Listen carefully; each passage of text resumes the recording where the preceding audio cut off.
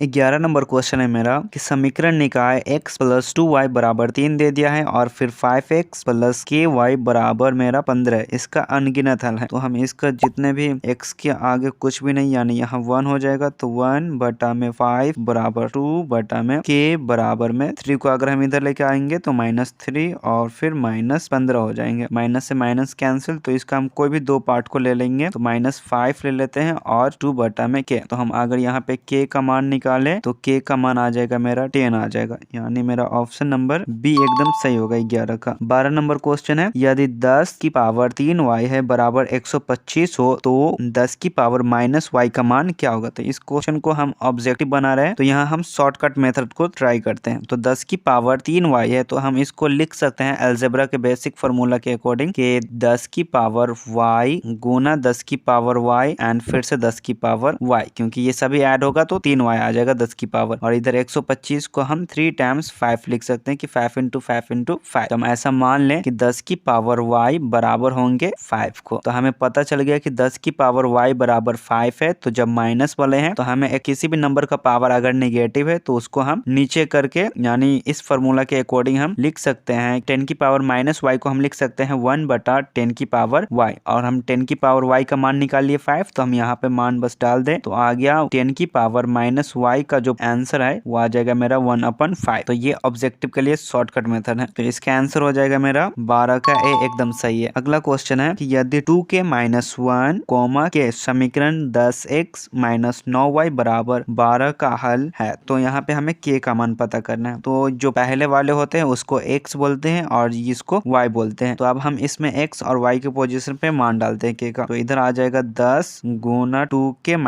1 and फिर 9 गुना k और बराबर में मेरा 12 हो जाएगा। अब 10 से इसको गुना कर दे तो 20k - 10 और इधर 9k आ गया। अब हम यहाँ पे इसको घटा दें तो ये 11k और ये 10 बराबर के इधर आ गया तो ये आ जाएगा 22। तो k का अगर मान निकाले तो ये आ जाएगा मेरा 2। 13 का मेरा बी एकदम सही होगा। अब हमारा अगला क्वेश्चन है कि यदि x का मान दे दिया कि रूट अंदर 7 + 4 और रूट अंदर फिर से 3 है तो हमें मान बताना है कि x + 1/x इसका वैल्यू क्या होगा, यही हमें बताना है। तो इस क्वेश्चन का अगर आपको सॉल्व करना है तो यहाँ एक बेसिक मेथड हम ट्राई करेंगे कि बस यहाँ पे इसका हम होल स्क्वायर कर देते हैं। x + 1/x का जो मान आएगा वो आ जाएगा मेरा 4। ए एकदम सही है। तो 15 नंबर क्वेश्चन है यदि x की पावर n - 1 का एक गुणांक x + 1 है तो n निश्चित रूप से क्या होगा, सम संख्या या फिर विषम संख्या या फिर सम विषम दोनों या फिर कोई नहीं। अगर हम x + 1 को 0 से बराबर कर दे तो हम x का वैल्यू निकाल लिए -1। तो हमें x की पावर n - 1 यहाँ पे इसको हम x की मान यहाँ पे -1 डाल दें तो -1 डाल दिया। अब फिर तो -1 की पावर n है तो n का वैल्यू हम क्या डालें ताकि ये 0 आ जाए इसका मान। तो अगर हम 1 डालेंगे n की मान तो क्या आ जाएगा -1 और फिर से -1 -2 तो n की मान 1 तो होगा नहीं। अगर 2 डालें तो -1 का स्क्वायर जो कि +1 हो जाते हैं और -1 तो ये तो 0 आ गया। तो हम बोलेंगे कि n का मान आएगा वो होगा 2। और 2 कौन से नंबर होते हैं, 2x सम संख्या होते हैं। तो यहाँ पर हम सिंपली इसका आंसर लगाएंगे बी। हमारा 16 नंबर क्वेश्चन यदि √3 tan थीटा बराबर है 3 sin थीटा तो हमें पता करना है कि sin square theta minus cos square theta का मान क्या होगा। तो हम इसे अगर ऐसे लिखे कि 3 को हम लिख सकते हैं √3 × √3 तो √3 से √3 कैंसिल तो बचा मेरा tan थीटा बराबर √3 sin थीटा। tan थीटा को हम sin थीटा बटा cos थीटा लिख सकते हैं बराबर में √3 sin थीटा। sin थीटा से sin थीटा कैंसिल तो आ गया मेरा cos थीटा बराबर 1/√3। तो हम 1 को क्योंकि 1 का स्क्वायर भी 1 ही होते हैं तो हम cos थीटा बराबर लिख सकते हैं रूट अंदर 1/3। तो हम यहाँ से अगर रूट को हटा दे तो यहाँ cos के ऊपर स्क्वायर आ जाएगा। तो हमें पता चल गया कि cos स्क्वायर थीटा का मान 1/3 है। तो हम यहाँ पर sin स्क्वायर थीटा का मान निकालेंगे तो sin स्क्वायर थीटा का मान फॉर्मूला होता है कि 1 - cos स्क्वायर थीटा। तो cos स्क्वायर थीटा का मान अभी हमने निकाले कि 1/3 होते हैं। तो हम यहाँ पे मान डालो तो 1 - 1/3 तो 3 यहाँ पे आ जाएगा, एलसीएम लेंगे इसका तो 3 - 1 यानी sin स्क्वायर थीटा का मान आ गया मेरा 2/3। तो अब हमें पता करना था कि sin square theta minus cos square theta का मान क्या होगा। sin स्क्वायर थीटा का मान हमने निकाला कि 2/3 होते हैं और cos स्क्वायर का 1/3। अब इसको सॉल्व करो तो ये आ जाए 1/3। तो इसका आंसर आ जाएगा मेरा सी। तो 16 का सी एकदम सही है। तो 17 नंबर क्वेश्चन है कि sin A बराबर होते हैं cos A। तो हमें पता करना है कि tan A का मान क्या होगा, ये हमें बताना है। तो अगर आप ऐसे करो कि यहाँ पर A का मान क्या होगा, sin A बराबर होगा cos A का, यानी यहाँ पर A के मान जब हम 45 डिग्री ले सकते हैं तभी ये दोनों बराबर होंगे। तो tan A का मान क्या आ गया, यानी A का मान मेरा तो 45 डिग्री आ गया। तो tan A का मान यानी tan 45 डिग्री का मान क्या होते हैं, 1 होते हैं। तो इसका आ जाएगा मेरा 17 का B। अगला क्वेश्चन है कि A प्लस B बराबर 90 डिग्री है तो cos A का मान क्या होगा। तो अगर हम यहाँ A का मान निकाले तो 90 माइनस B आ जाएगा। तो cos A का मान डाल दो, तो A का मान है 90 माइनस B,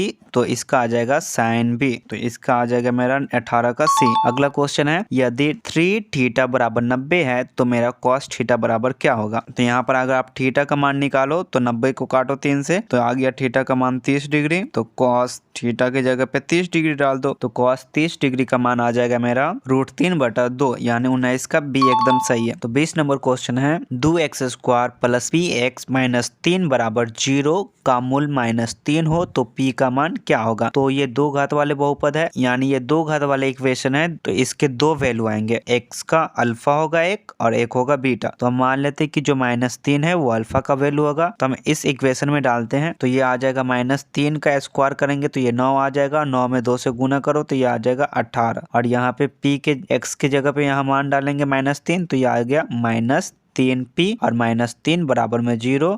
तो -3p को हम बराबर को उधर लेके आए तो ये +3p और यहाँ पे इसको घटा दे तो ये 15 आ गया। तो p का मान क्या आ गया मेरा 5, यानी C एकदम सही।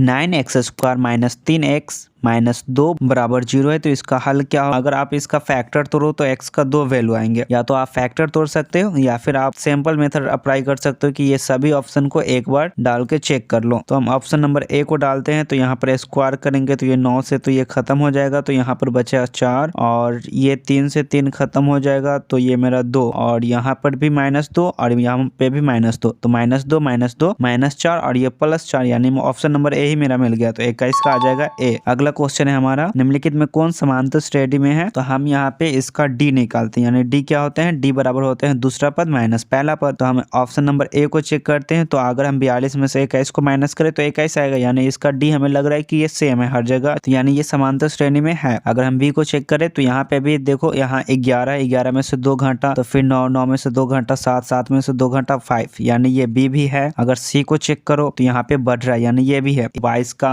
आंसर होगा D, वो बिल्कुल सही है, वो समांतर श्रेणी में नहीं है। 23 नंबर क्वेश्चन है वैसी एपी जिसमें पदों की संख्या परिमित हो उसे कहते हैं, क्या कहते हैं उसे कहते हैं हम अनंत एपी कहते। तो आ जाएगा मेरा C सही हो जाएगा 23 का। 24 नंबर क्वेश्चन है कि ABC एक समकोण त्रिभुज है जिसमें से कोण C का मान मेरा 90 डिग्री है 90 डिग्री, तो AC है जो मेरा AC बराबर है √3 BC। तो अगर ये BC को अगर यहाँ पे इसके नीचे गुना करा दो क्रॉस गुना, तो ये आ जाएगा √3/1। तो आप कह सकते हो कि AC का मान आ गया मेरा √3 और BC का मान जो आ गया वो 1 आ गया, और कोण C का मान मेरा 90 डिग्री है, तो यहाँ पर A और B मान लो। तो हमें पता करना है कि कोण B का मान क्या होगा, ये हमें बताना है क्योंकि बीच वाले एंगल होते हैं, ठीक। तो हमें पता कर लिया अभी कि A और C का मान √3 है और B और C इसका मान मेरा 1 है। तो आप tan थीटा लो, तो tan थीटा बराबर होते हैं लंब बटा में आधार, लंब होते हैं √3 यहाँ पे दे दिया और 1 है ये इसका आधार है। tan थीटा का √3 का मान होते हैं जब 60 डिग्री हो, तो हम कह सकते हैं कि B का मान 60 डिग्री होगा। 24 का C एकदम सही है। 25 नंबर क्वेश्चन है हमारा कि किसी समबाहु त्रिभुज ABC में AD लंब है मेरा BC पे,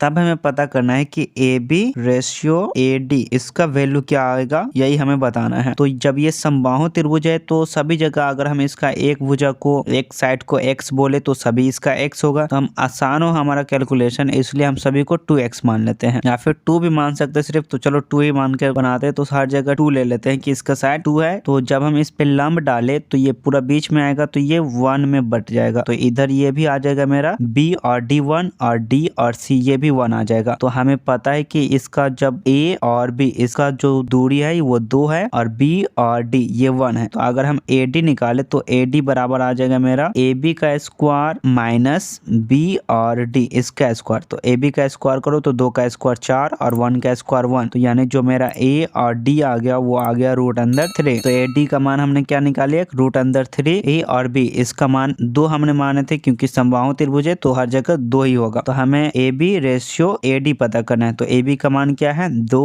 और ए और डी इसका मान क्या है √3। तो इसका आ जाएगा 2 रेशियो √3। तो ऑप्शन नंबर 2 रेशियो √3 तो 25 का है ए बिल्कुल सही है।